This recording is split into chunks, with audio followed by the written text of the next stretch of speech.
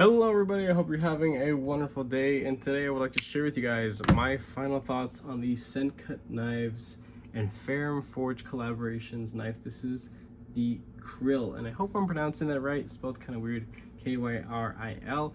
I did purchase this knife off of Amazon, and I will be linking it down in the description.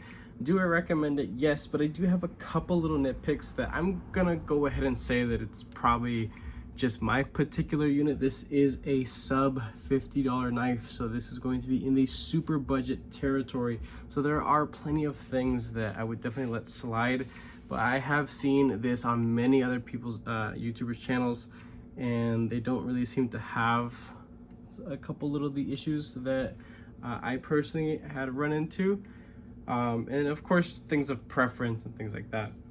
Let's go ahead and get into the price. At the recording of this video, this is $42 flat. If you have Prime, you get it in 2 days, which is pretty cool. I could have sworn there were more than just two variations, but at the moment I just see the one that you guys see here, which is just the bead blasted satin hardware and natural JG10, and then there's a all blacked out G10 one as well. All blacked out liners, clip, hardware. Looks pretty cool if that's your guys' kind of aesthetic. I'm not the biggest fan of pulling off information from Amazon when it comes to dimensions, so I'm just gonna jump into size comparisons, and hopefully it helps you guys get a good visual grasp of what this guy is all about.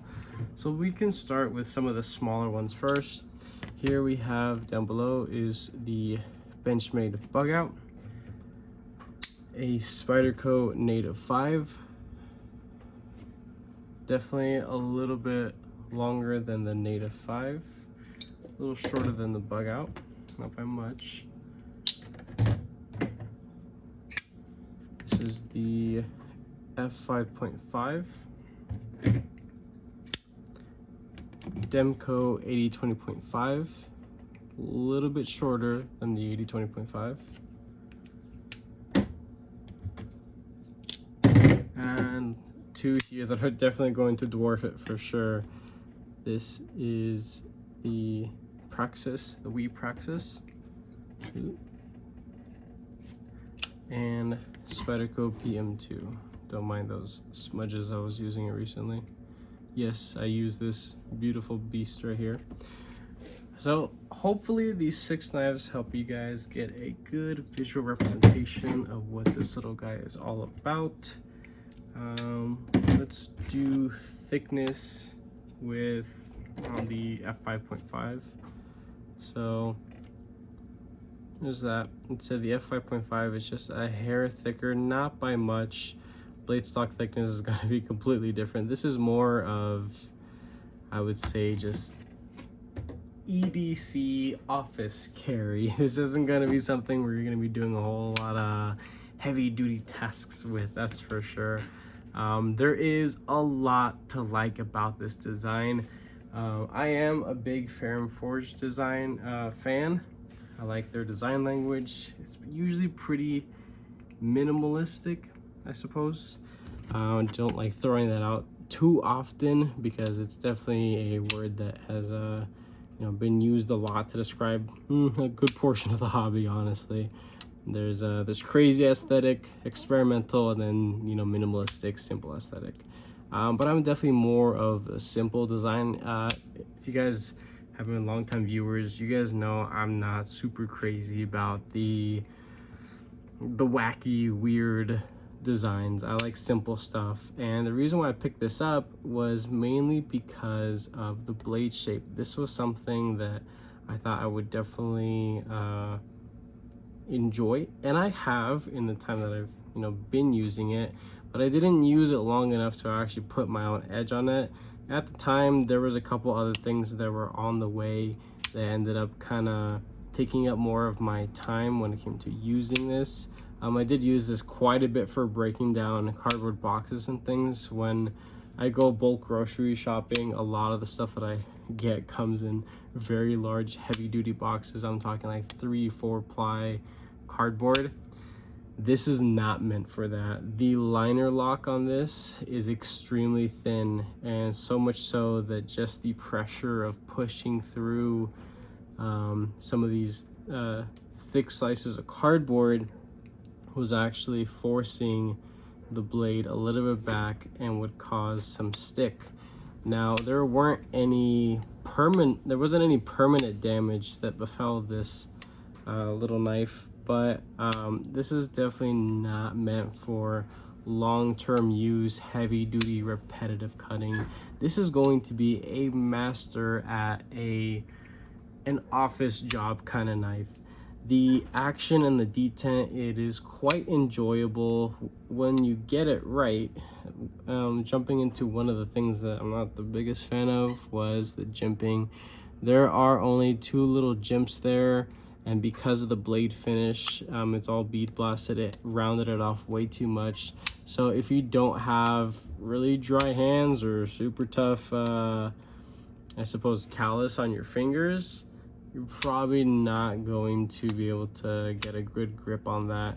I did take this to work a few times, and definitely when my hands got pretty dirty, I didn't really have much of an issue with messing around with this too often, and you know, being able to whip it out confidently and disengage and put it away properly. But I just noticed that when my hands were squeaky clean and I wanted to just fidget and mess around with this thing and just play with it really, just to get a feel for it and also break it in two. That's what I do with all my knives. I like to just sit and just mess around with it, right? So what I noticed was that those 2 jimps most definitely are not enough. And you know what? There was plenty of room to be able to add at least 3 other ones in that spot, which guaranteed would have made a tremendous difference in the interaction with this overall design. So that was a huge miss on Sencut. I don't think that it was Ferrum Forge that was like, no, 2 jimps, that's all it needs. I could be wrong, but Sencut is a brand that definitely comes off as one that would definitely cheap out on adding just a little bit more jimping. It would have cost them nothing extra, maybe a good 30 seconds of machining time, and that really would have been it. And you know what, if they wanted to factor in an extra couple dollars and put it right at a $50 knife, and there was full good quality jimping that I know that the upper brands are capable of, because you don't really, actually, you know what, let me backtrack on that real quick. This is the kind of bullshit you would see on the older Civivi knives. We are past the time of that level of fit and finish at this price point. So that is something that could have definitely been done. So not the biggest fan of that, but again, push button is definitely the way to go. It is very snappy, and the detent is tuned quite well for just a flipper only. No detent lash, that is quite solid. I do definitely appreciate that. Side to side, nothing really, because it is running on ceramic bearings. If you muscle it, yeah, you can feel it bow a little bit. So there's that. Again, a very light duty task design knife for sure, not to be used for any crazy tasks. Up and down, super solid. The disengagement, buttery smooth. There is absolutely no stick, no lock rock up or down, side to side. Movement in the pivot, there's just the slightest little give there. It's not rock solid. So that is definitely something that I can feel that it's different between Sencut and Civivi. Nowadays, you're not gonna find pivot play really on a lot of Wii knives. I'm sure hope not for what they're asking for some of their knives nowadays. But for Sencut, yeah, there's just the tiniest little bit of give. But even still, a sub $50 knife, little bit of movement is forgivable for sure. Another little downside, there is a spinning pivot, and there is access to both sides with the T8 Torx bit. It spins like crazy. You need 2 bits to take it apart and to mess with it and to do maintenance. Also for tuning purposes, things like that. It's very important. So it is a space you're going to be interacting with a lot. There are many other brands, and I even have them out here on the table because I'm going to be reviewing, or I'm currently working on them myself. I'm talking sub $50 knives that have captured pivots, D-shaped pivots, or something of the sorts. And you know, if they're doing it and they're a lesser known brand, Sencut, yeah, you really don't got an excuse to be missing out on a captured pivot there. So that was definitely lazy for sure. The pocket clip, I don't have any issue with it. It doesn't stick out too far. It's relatively low profile, and this does accept the premium titanium clip, which the premium titanium clip is like half the cost of the knife itself. But if you like this knife enough, I would say that it would definitely be beneficial. It would look good too, so that's pretty cool. You do have a half-length backspacer, which I do appreciate, and you don't normally see at this price point, so I definitely wanted to point that out right there. You usually just get little standoffs. It just kind of cheapens it overall, but you do have a matching material backspacer here, so I like that for sure. A very, very small little lanyard hole. I mean, it is in a way prioritized over the pocket clip, but it doesn't have it to where it's like way out there. So this is a very simple design. Everything is very compact. Overall, I would say that I have enjoyed this knife. There's a little bit of jimping here in the back. It's more decorative than anything, but it feels nice. The branding on the blade is kept minimal for the most part. You have here Sencut, and then the wonderful little Fair & Forge Designs stamp right there. You also have the blade steel stamp right down there. That is 9CR18 MOV. It's definitely some budget blade material there. And again, as I mentioned earlier, I have not used this enough to put my own edge on it.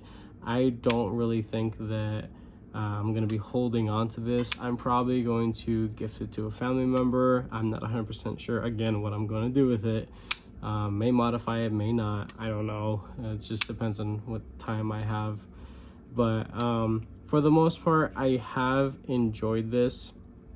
It's just a couple little things at this price point, with Sencut belonging to such a larger conglomerate of brands who have paved the way for the budget knife portion of this hobby. There are some things that I can't really look past, like the centering of the blade is just the tiniest bit off. It's to the show side. I'm pretty sure when I unboxed it, it was just fine, or it might have been that way. So at least I can appreciate the consistency. It's very easy to disassemble and put back together. There are a lot of little pieces to this knife, even though it looks very simple on the surface. You have a lot of little T6 scales. These are just holding in front scale. You have the back side, and then you have some Chicago screws that go all the way through. They're also T6. So you're definitely gonna need some good quality bits. I definitely recommend some Weehaw bits because they're very inexpensive, and for the money they are quality bits for sure. So with that being said, I hope you guys enjoyed this little review. If you guys did, go ahead and leave a thumbs up. If you are subscribed, I most definitely appreciate all your guys' support and patience, of course. If you are not subscribed, consider subscribing, because I have plenty of more videos and content coming your guys' way. And with that being said, have a wonderful rest of your day.